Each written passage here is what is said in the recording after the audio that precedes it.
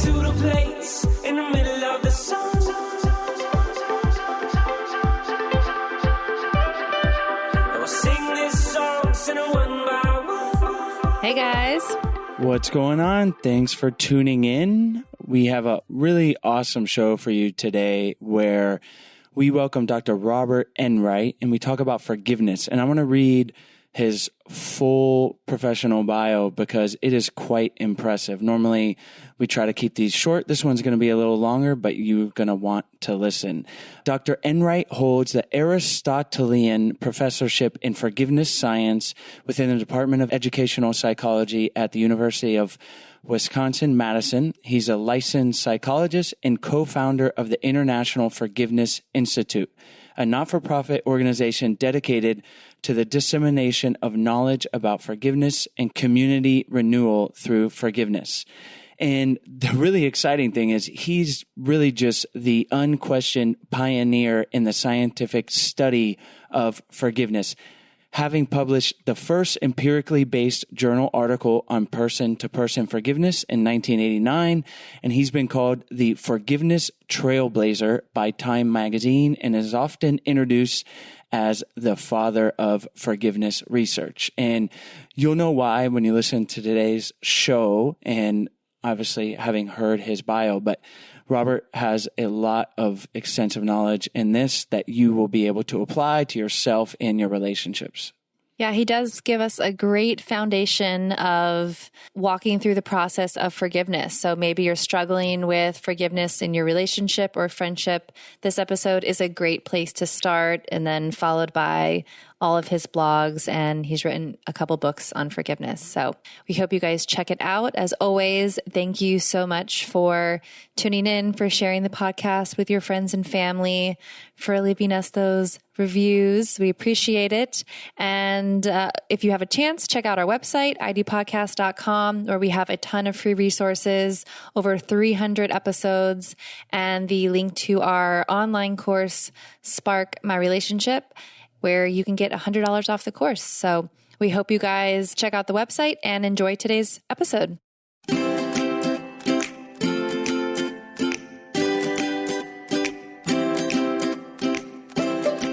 Hi, Robert. Thank you so much for joining us on the show today. It's my honor to be with you, Sarah. Robert, we are excited to talk to you today about forgiveness. And you have extensive scientific study of forgiveness, one of the first to really do it. And so who better to talk about this than yourself? So thank you for coming on the show. Let's dive in and talk about why you chose to study forgiveness. And then we'll talk about what it looks like, the psychology of it, and how we can get better at it individually and in our relationships. Sure. Well, I was hired in 1978 by the University of Wisconsin-Madison's Educational Psychology Department to study moral issues. And at the time, academics were very complacent and all falling in line under the umbrella of justice, or how people think about justice or how they be fair to others. And I was very obedient to that. And I got tenure studying that question about how people think about fairness. And I had my grants and all that. And I woke up one day and asked myself a very dangerous question. I asked, who am I helping by my research? And I concluded, well, a few of my academic friends whom I meet once a year at conferences, and we pat ourselves on the back and then off we go. And so I decided, I used the expression, I threw all my research over a cliff on justice. And I had a lot of publications, and I've never gone back and read one word of those. And so I started asking myself the question, what in the area of morals, the idea of virtues or values, might be helpful to people? And the idea of forgiveness kept coming up. And so back then, it was actually 1985 when I finally decided to not comply with academic conformity. It was so primitive back then, I actually had to walk to the library to get information. And so I went and asked the librarian to do a search of the scientific published literature on the topic of forgiveness. And a half hour later, she came back and she had a blank piece of paper and said, there isn't any. So I thought, ooh, this might be an area where you could really carve out a career. And so I asked a number of graduate students from different world zones like Israel and Greece and Saudi Arabia if they wanted to sit around with me in a Friday seminar to start talking about forgiveness, and called it the Friday Forgiveness Seminar, and it's still going to this day. And I didn't realize because I was naive, but a firestorm happened for me. Academia didn't like me anymore because they said forgiveness in the hard-headed realm of social science, why, we're above that. That's much too soft and mushy. You're going to ruin your career. And I thought, so be it. And the graduate students and I continued, and now there are many thousands of researchers and many thousands of therapists following our lead. So I'm glad I didn't listen to those who like to conform. We are glad as well. So let's dive in. What did you find about the psychology of forgiveness? Well, what we basically found was that forgiveness is a paradox in that you are trying to be good to those who are not good to you. And that's partly why it was so controversial. It seemed counterintuitive to the social scientific mind. And we realized that when people follow a particular pathway of forgiveness that we call the process model and give themselves enough time, really good things happen. Where when you've been treated unjustly by others and you paradoxically struggle to be good to those who are not good to you, your self-esteem can rise, your anger, anxiety, and depression can go down, and your sense of hope for the future can go up. And so we've done this kind of work in drug rehabilitation, women who've had the violence of incest. We've worked with women who've been in relationships that have gone bad, and we've done forgiveness education with youth in Iran and inner city Milwaukee and Belfast, Northern Ireland. And in virtually all cases, people basically get their lives back when they've been crushed by the injustices of others. Can you talk a little bit about the process model for forgiveness and walk us through it? Yeah, it's basically a roadmap. And we have to realize that forgiveness is not something new. It's new in the social sciences, but it's ancient. It has its roots in Judaism, Christianity, Islam, Buddhism, Confucianism. But all of those are telling you how to live the right life, and they don't provide necessarily a roadmap for how you go about forgiveness, even though they all honor forgiveness. And so that was part of our job in the social sciences. And so this process model has what we call 4 phases. In the first phase, we give the person the freedom to grieve what has happened, to be angry about what has happened, to be confused about what has happened, and not rush the forgiveness process. And people begin to realize in this first phase that we call the uncovering phase, that there are a lot of effects that happen unexpectedly when we've been treated very unfairly, like we lose sleep, we ruminate on the issue, we don't let it go, we become very pessimistic. And so we bring all of that out with people, and they say, hey, you know, the way I'm living my life after being treated so unfairly is not in my best interest. And so then we move to the second phase that we call the decision phase, where we ask, would you like to try forgiveness? It's nothing forced on anybody. It's whether they want to give it a shot or not. Most people at that point, when they realize how deeply and negatively they've been affected by injustice, say yes. So in the decision phase, we go through what forgiveness is. We say, well, when you forgive, you will try to get rid of resentment, which is what I call anger on steroids. It's a lot of anger that won't quit over a long period of time. And you will try to offer goodness of some kind, such as kindness or respect or generosity or love toward the other person. You won't be excusing what the other did. You won't be abandoning justice. You won't forget. And you may or may not reconcile. Reconciliation isn't a moral virtue like forgiveness. And so reconciliation is a two-way street. You say yes and the other says yes. If the other doesn't say yes to that, you can forgive without reconciling. Do you want to do it? So when people say yes, we enter the work phase, the third of four phases. And we start with thinking. And the thinking exercises we do before feeling exercises because we're usually not in control of our own feelings. So we go through what we call the personal, global, and cosmic perspectives. The personal perspective is basically this. Who is the one who hurt you? Do we define that person forever only by those actions against you? Or is there more to the person than that? Is the person wounded?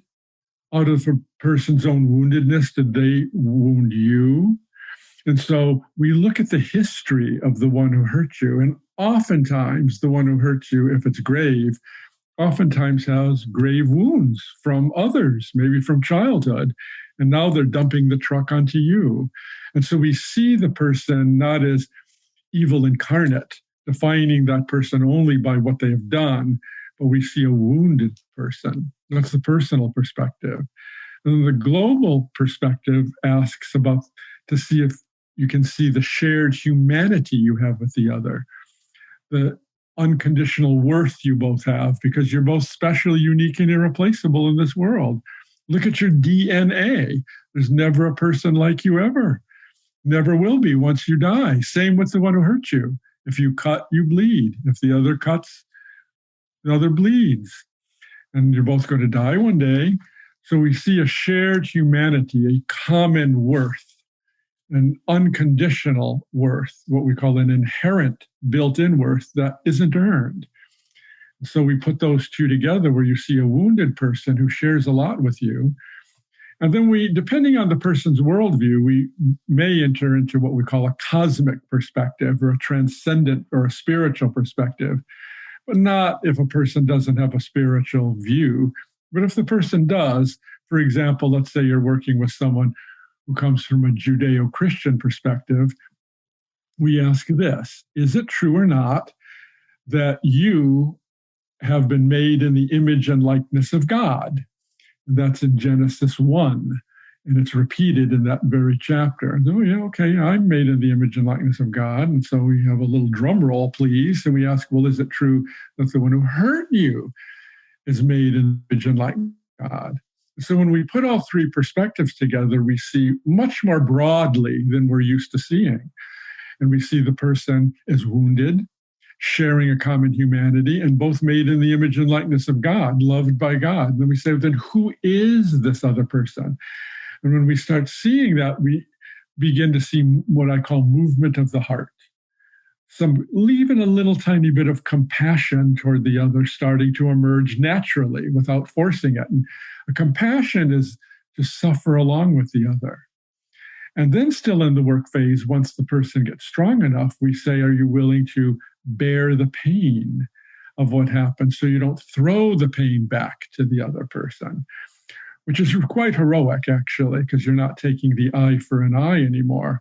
And so when a person can see more broadly who the other is and soften the heart toward the other and is standing in the pain so you're not throwing the pain back to the other, we ask, well, who are you?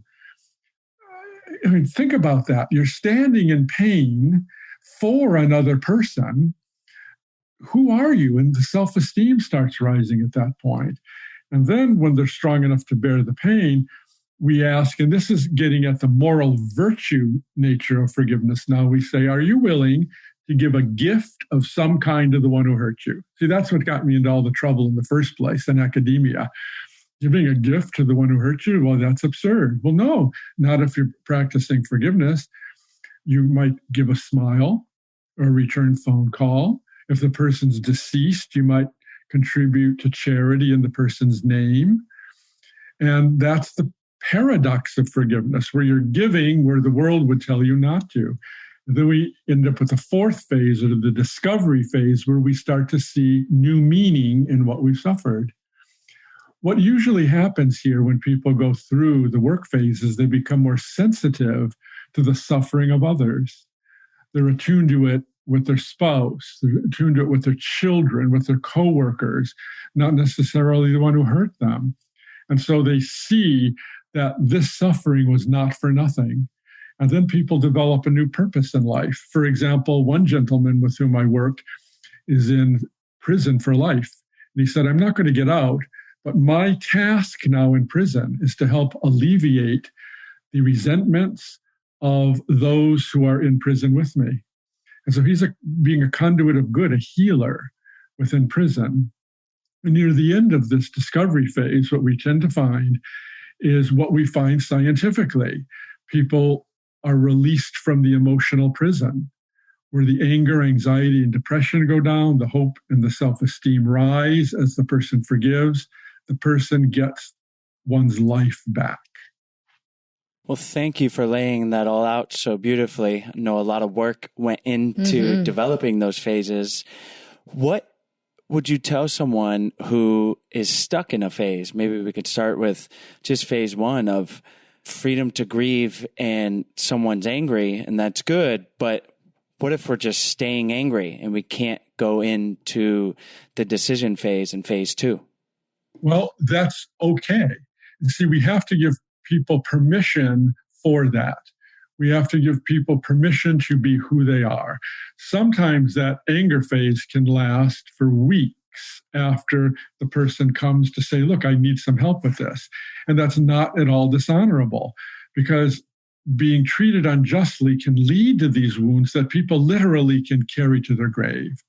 And so if the person remains angry to such a degree that it looks like the person cannot get out of that, here's what we tend to do. We say, does this person whom you are trying to forgive remind you of somebody else who hurt you? And characteristically, that is the case. Let's say you're having trouble forgiving your spouse. Let's say the spouse is female.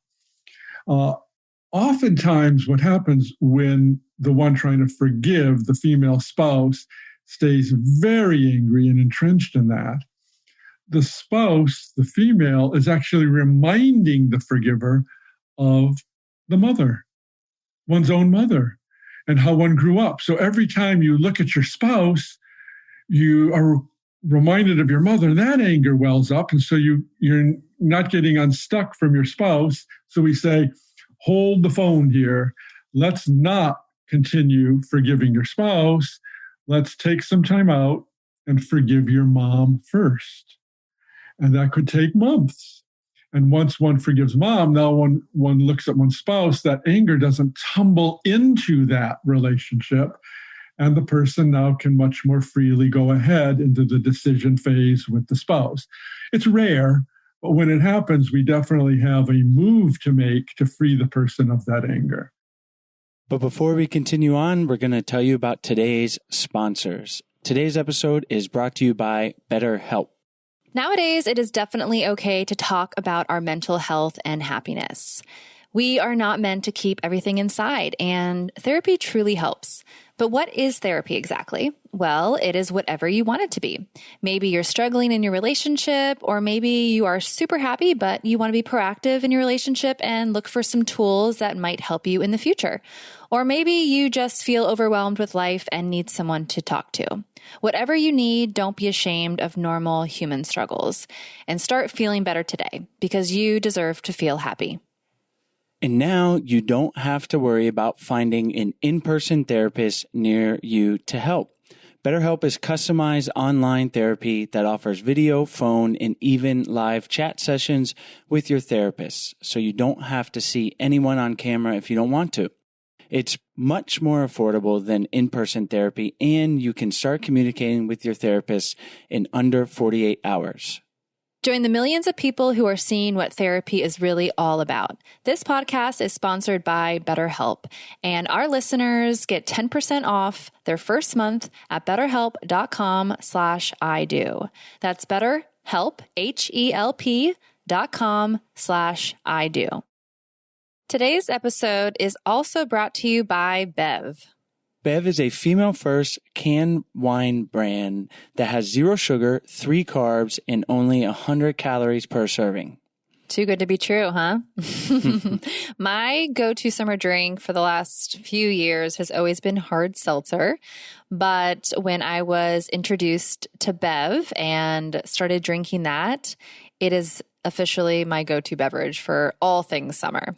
Bev has 5 varietals: Rosé, Sauvignon Blanc, Pinot Gris, Pinot Noir, and a sparkling white wine.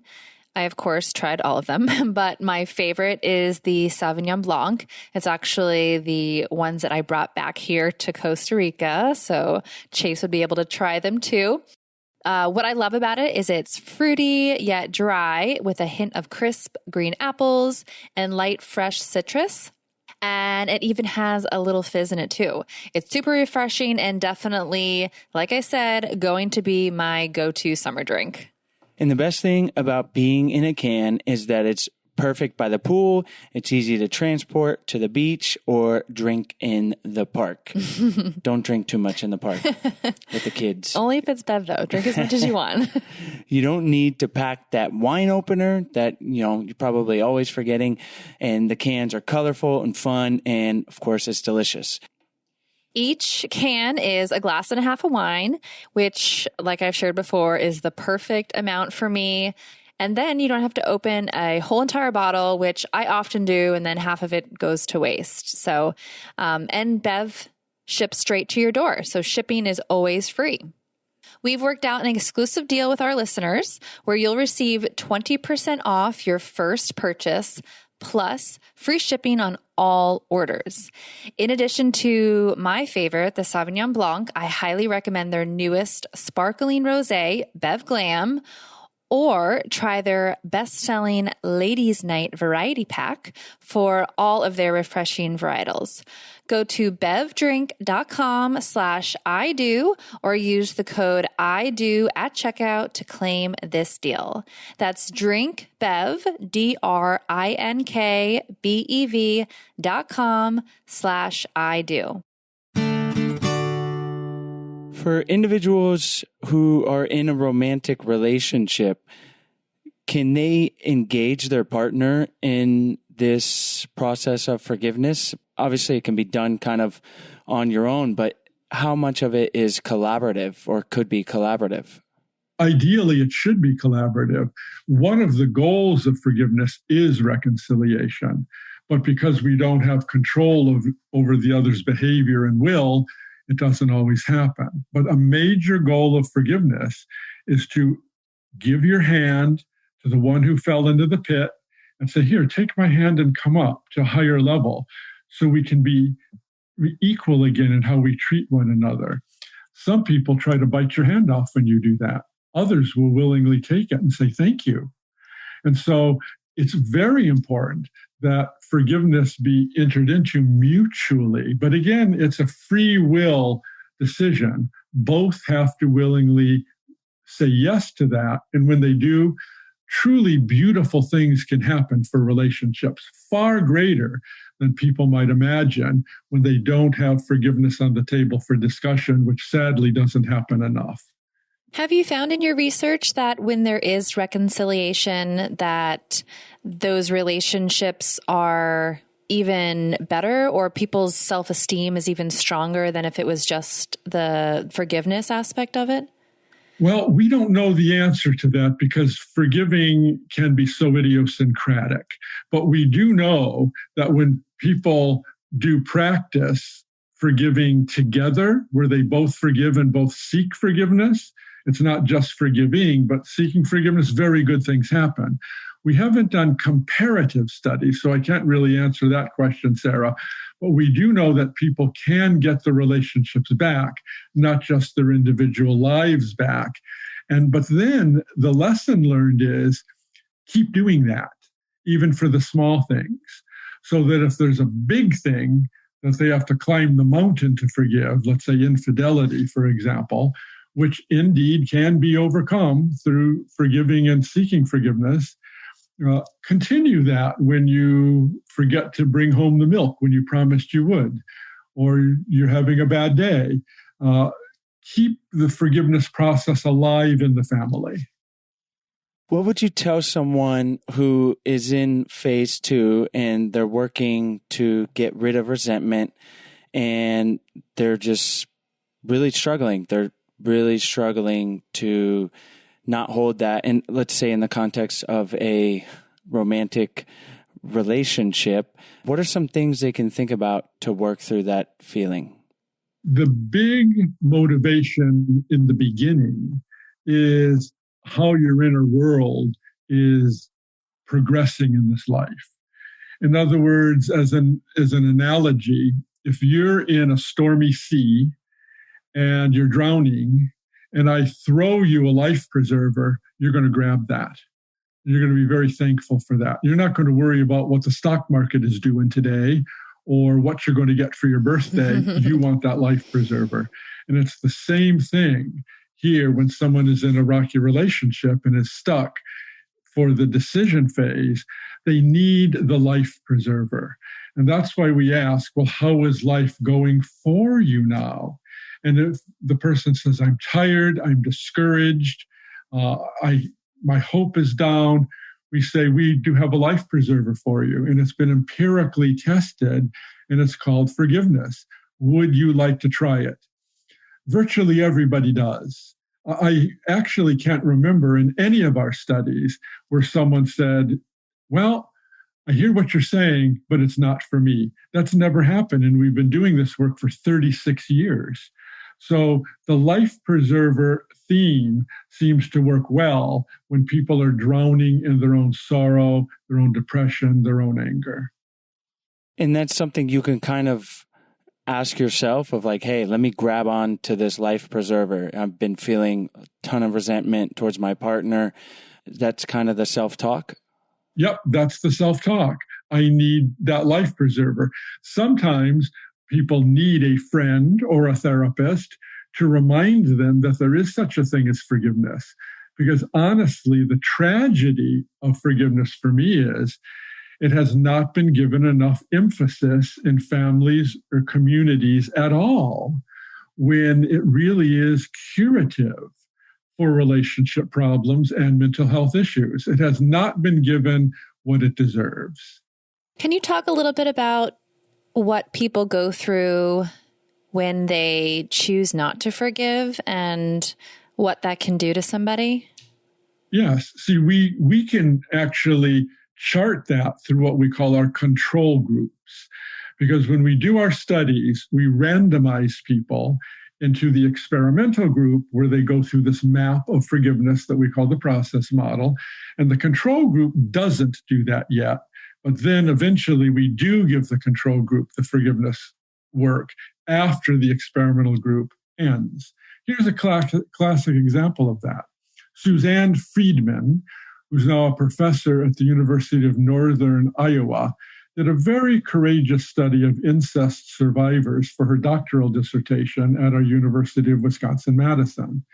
She had 12 incest survivors, and she asked, would you be willing to join a forgiveness intervention with me? And every one of them said, they were very kind. They said, I'll join, but I'll never forgive that guy. And so I'm going to be the one to ruin your study. Do you still want me? And Suzanne, with her knowing smile, said yes. So 6 of them met one-on-one with Suzanne for about an hour once a week for over a year, 54 sessions. The others were free to seek therapy on their own or heal however they wished as the control group. At the end of that year, those who had the forgiveness intervention with the process model went from clinically depressed, that's in other words, when a mental health professional looks at their scores in depression, there would be concern, to non-depressed. It's not that they just improved in depression, but they're still depressed. They literally cured the depression. The control group were still clinically depressed. They then went through the forgiveness program for a year and they became non-depressed. And then we assessed the first group that did not have forgiveness for a full year now, and they were still non-depressed. So it was not just a short-term kind of palliative intervention where they were non-depressed and they went right back to depression after a while. No, they were cured of their depression, and the control group couldn't get rid of theirs until they had forgiveness. What does it look like when a therapist walks someone through the 4 phases? Obviously, if it's throughout the course of a year, it's intensive, but how are therapists assisting people in forgiveness process? Well, there are a number of different roadmaps out there. Ours is just one of those, and there are different self-help books. But what I recommend if people want to use the process model is they get one of my self-help books, such as Forgiveness is a Choice, published by the American Psychological Association. The therapist have one book, the client have a book, and they work through the process a little at a time, chapter by chapter, without a timeline on that, until this client begins to show motion toward improvement in mental health. And then we're going to concentrate on relational health as well. And so I'm very thankful to the American Psychological Association for publishing several of my books on leading people through forgiveness. And for example, we just used another one of my books, this one by Norton. It's called 8 Keys to Forgiveness, with men in maximum security prison. In other words, what they have done to get them in front of the law is very, very serious. And they worked through this for 6 months through this book. And they too went from clinically angry, anxious, and depressed to normal levels. And so they can use the words of the printed matter in these books to heal. The process, just as you've taken us through, seems super valuable. And you've mentioned this studies like very intense issues that people are dealing with, like incest. How can couples use this? And I kind of obviously see the value. If the better we're at forgiving, especially little things, like the happier we're going to be, our relationship is going to not have as many hiccups if we can just forgive simple things. But sometimes it's so hard. We're in a bad mood and we want to hold on to that thing our partner says. So how would you tell couples to look at forgiveness and the phases to be able to easily apply, like on a day-to-day basis, for the seemingly smaller things? Right. First of all, I would urge people to understand what forgiveness is without distorting it. In other words, forgiveness is not just moving on or letting it go. If you ask most people, they would tell you that's what forgiveness is, because we haven't had these kind of discussions as we're having here today that are deep. And that's sad. And so I'd say, get to know what forgiveness is. You've been treated unjustly. You're trying to get rid of resentment. And you're trying to offer goodness to the one who hurt you. And you won't be excusing. You won't be forgetting. You won't be abandoning justice, and you may or may not reconcile. Know that, okay? Then you can make a commitment to what we call the family as forgiveness community. And so the commitment there is we are going to try and make forgiveness a part of our life. So we might talk over the dinner table at what happened today at work, for example, and someone had difficulty with the boss, and what happened there, or the children, what happened on the playground with someone who tripped them. And so you don't have to do that often, but you can keep it fresh and in front of people. You might be watching a film, and so often films start with something rather tame, and then it is escalation of conflict, and then they resolve the conflict. And you could ask, well, what would have happened if right as the conflict happened, they forgave one another? And that might be very interesting for the spouse to think about, or for the children to think about. And here's something else, though, Chase, that I think is very important, that most couples don't realize. Almost everybody who is married brings excess baggage into that marriage from the family of origin. We all bring certain patterns and woundedness from the family of origin, and we replay them. And so what I do when I talk about people who are newly married or need a booster shot of their marriage, I say this. First of all, both of you humbly think about what wounds you suffered in childhood and adolescence that you are now bringing to this relationship. And both of you do that. Then they have a thoroughgoing, honest, heartfelt discussion about how each one has brought wounds into the relationship and wounded the other. And each asks for forgiveness, and each probably will be ready to give that forgiveness and see the spouse in an entirely new way. Not someone who just has certain annoying habits, but things that are struggles for that person. And after that, see, that kind of cleanses the past. And so both are now aware of the trigger point, so to speak, from the past, so they don't continue being in that relationship. Then going with the family as forgiving community could bear much fruit in terms of happiness and deeper love and commitment and respect. Because now you can concentrate on the present issues rather than the past issues of which we weren't even aware, constantly picking away at our happiness. Wow, Robert, that is a great outline for couples to think about and for individuals to think about. And we could just talk to you for several episodes about this because it's so fascinating. And yeah, you are really the original researcher into this field. So we appreciate you sharing your knowledge and all the work that you've done. Let's wrap up by having you tell our listeners where they can find you online and if there's anything you'd like to leave them with or maybe something you want to emphasize, and then we'll say goodbye. Okay. People can find me on our not-for-profit organization called the International Forgiveness Institute at internationalforgiveness.com. And we have a lot of question and answers and blogs. I also am a regular blogger for the national psychology magazine, Psychology Today. My blog site there is called The Forgiving Life. That's actually one of my books, the title of one of my books with the American Psychological Association.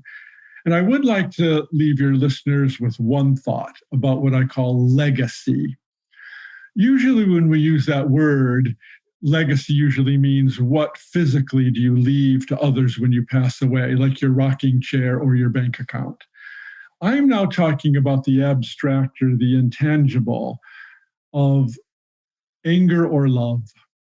Most people don't realize it, but they indeed can leave a legacy of anger in the world if they have dumped the truck of their own discontent onto their children, who now do that to their own children, who do that to their own children, so that your own children's children's children are still harboring your anger in their lives.